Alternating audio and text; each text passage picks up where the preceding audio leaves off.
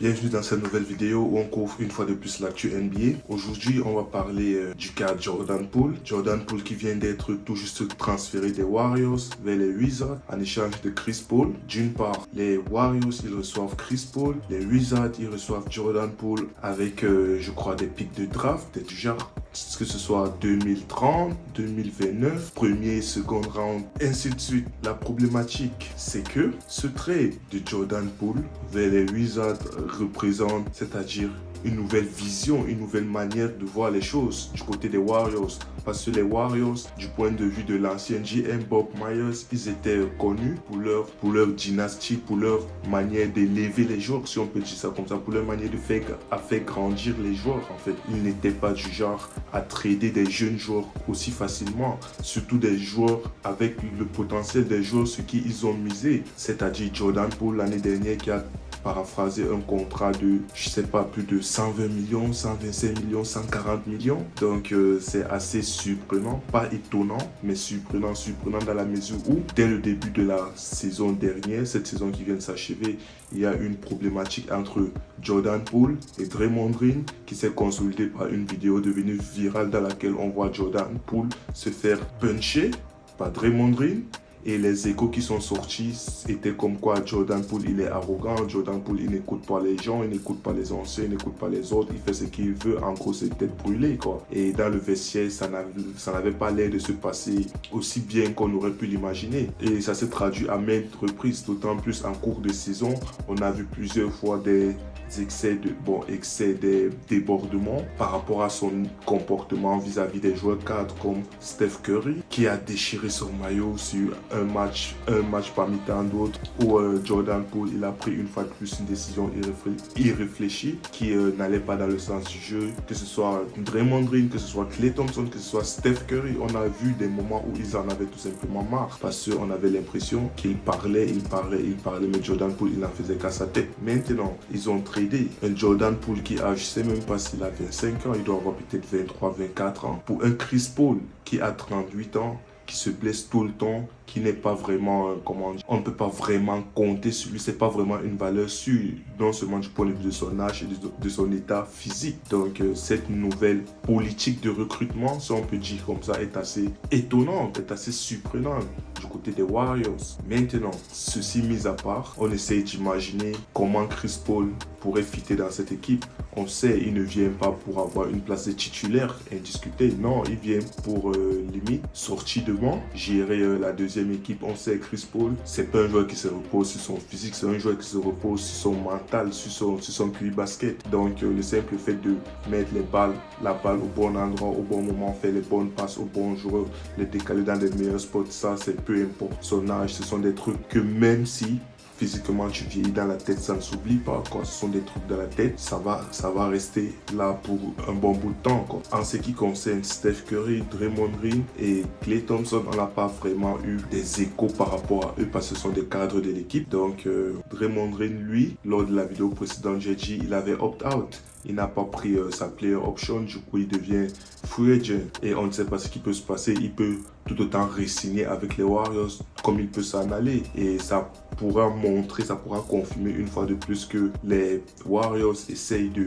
tourner la page en sachant que Steph Curry, il est encore dans son prime, il n'est pas encore fini et malgré cela, il ne lui reste plus assez d'années à jouer à ce niveau auquel il performe. Il est facile aujourd'hui un top 5 de la ligue, il fait partie des meilleurs joueurs de la ligue, top 5, limite top 10 pour ceux qui ne sont pas tout à fait convaincus, n'empêche qu'il est dans le top 10 sans contestation. Hormis le trade des Warriors Wizards, à savoir Jordan Poole, CP3. Il y a eu un autre revirement de situation dans le trade Porzingis au Celtic.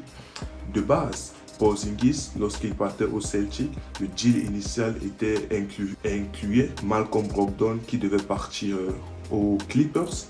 Malheureusement, à la dernière minute, si on peut le dire comme ça, il y a eu un revirement de situation dans la mesure où Malcolm Brogdon, il était blessé, du coup, il devenait inéligible pour le trade. Et Ils ont changé Malcolm Brogdon par Marcus Smart. Marcus Smart, c'est vraiment une décision déchirante de la part de Marcus Smart. Quand on sait que c'est lui limite l'âme de cette équipe, c'est lui le joueur qui représentait à côté de Jason Tatum et Jaylen Brown dans une plus ou moins grande mesure. C'est lui, Marcus Smart, qui représentait vraiment l'âme de cette équipe, le symbole de cette équipe. Et le voir trader comme ça du jour au lendemain, je crois lui-même, il a tweeté ou bien il a fait une interview, il s'est exprimé par rapport, il a dit qu'il était tout le temps déchiré lorsqu'il a appris la nouvelle parce que lui, il se voyait finir sa carrière aux Celtics. Malheureusement, on ne le dirait jamais assez. La NBA est un business. Du jour au lendemain, ce sont ceux qui sont au pouvoir qui décident, indépendamment des sentiments des joueurs qui sont concernés. C'est triste, c'est déplorable cette façon de fonctionner, mais c'est la réalité, quoi. Du coup, aujourd'hui, Marcus Smart qui se retrouve tradé aux Grizzlies, Tyus Jones qui se retrouve tradé aux Wizards. Du coup, les Wizards, ils vont avoir Tyus Jones et Jordan Poole. Marcus Smart qui va aller retrouver Ja Morant. Ja Morant dans quel rôle? En sachant que Ja Morant a meneur titulaire. En deux, c'est Desmond Bane. Du coup, qu'est-ce qui se passe? On décale Desmond Bane ou alors Marcus Smart, il va sortir du banc. Ça semble le plus probable. En sachant que oui, mine de rien, ça donne les deux meilleurs défenseurs de ces 2 dernières années.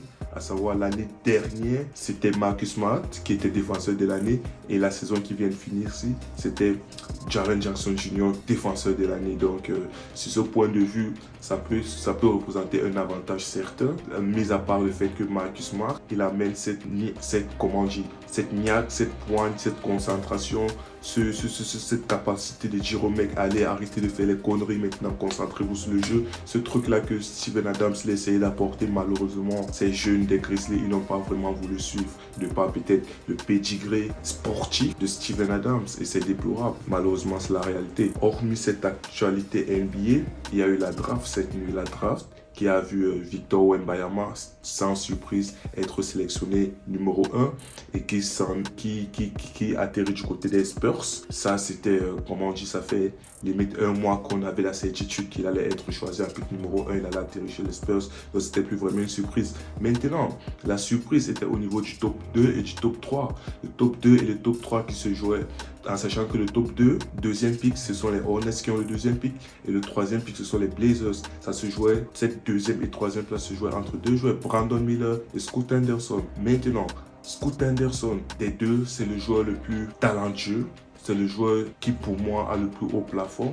Et Brandon Miller, c'est un shooter exceptionnel, un athlète, tout ce que vous voulez, physique, il joue un ailier fort, tout ça, vraiment très intéressant. Maintenant, les Hornets, il y a eu des échos comme quoi ils hésitaient entre ces deux joueurs, ils hésitaient entre Brandon Miller pour le fit ou Scoot Henderson pour le potentiel. Lors de cette draft, c'est Brandon Miller qui a été sélectionné, du coup on a compris, ok, ils ont préféré le fit. Ce qui nous amène au point suivant, Scoot Henderson qui se retrouve parachuté à la 3e place. Lorsqu'on a annoncé Brandon Miller en 2e place, on a vu un peu, le désarroi du côté de Scoot Henderson, mais il s'est très vite repris et du coup il va atterrir du côté des Blazers, avec Damian Lillard. Damian Lillard qui cette saison, il a dit, lui, il veut avoir le plus de chances possible de remporter le titre. Il n'est pas là pour faire la nounou, pour chuchoter les joueurs, pour former les joueurs. Il n'est pas là pour ça. Lui, il veut gagner le titre. Du coup, cette draft de Scoot Henderson, certains peuvent considérer ça comme la préparation du futur du côté des Blazers, en anticipant le potentiel départ de Damian Lillard. D'autres peuvent voir ça comme, ok, une nouvelle ère, Damian Lillard et Scoot Henderson en back-out, en sachant que des échos étaient sortis comme quoi Damian Lillard, personnellement, il avait supervisé, supervisé les training camps des rookies ou des trucs comme ça. Donc, seul le futur nous le dira. On ne sait pas encore ce qui va se passer au cours des jours qui vont suivre. Peut-être on aura plus d'informations, point de vue par rapport à la position de Damian Lillard, par rapport à la position des Blazers, par rapport au trade, par rapport à tout ce qui va se passer autour de cette draft. Et un autre cas surprenant, lors de cette draft, 4e et 5e place, on a eu les jumeaux Thompson qui ont été sélectionnés successivement 4e et 5e. C'est la première fois dans l'histoire de la NBA que des frères sont draftés dans la même draft successivement. Aussi haut en fait, dans le top 5, c'est inédit. Donc ça montre à quel point ces deux-là, ils ont le potentiel. Dans l'un, avec la 4e place, l'atterrit du côté des Houston Rockets. Et l'autre avec la 5e place, l'atterrit du côté des Detroit Pistons. Ensuite, on a le français Bilal Koulibaly qui a été sélectionné 7e, une énorme surprise. Certes, on l'attendait au premier tour, limite dans le top 20, mais 7e, ça dépassait à peu près toutes les espérances, malgré le fait que je crois l'une des seules organisation, institution, médias qui lors de leur mock draft l'a classé dans le top 10, c'était ESPN et ils ont eu raison. Donc c'était tout pour cette vidéo et on se revoit dans les prochains jours en fonction des informations qui vont sortir, des news, des trades, peu importe, et à la prochaine.